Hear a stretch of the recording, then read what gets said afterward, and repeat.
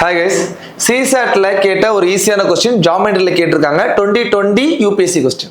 So if 1 liter of water weight 1 kg, then how many cubic millimeter of the water will weight 0.1 graph? இது just ஒரு unit conversion தான். We know that 1 meter cubes equal to 1000 liter. So 1 liter 1 kg ன்னு கொடுத்துட்டான். அப்போ 1 meter cubes equal to 1000 kg அப்படின்னு சொல்லிட்டு வச்சுக்கலாம். So அங்கே மீட்டர் கியூப்னு வச்சிருக்காங்க இல்லையா, நம்மளுக்கு தெரியும் ஒரு மீட்டர் ஈக்குவல் டு 1000 mm. அப்போ இங்கே என்ன பண்ணலாம், 1000 mm into 1000 mm into 1000 mm equal to என்ன வந்துடும், 1000 kgன்னு வந்துடும். ஸோ 1000 கட் பண்ணிக்கலாம். அண்ட் அகைன் கேஜி, ஒரு கேஜினா 1000 கிராம்ஸ். அகைன்ல 1000 என்ன பண்ணிக்கலாம், கிராம்ஸ் படிக்கலாம். அப்போ 1000 அகைன் கட் பண்ணிக்கலாம்.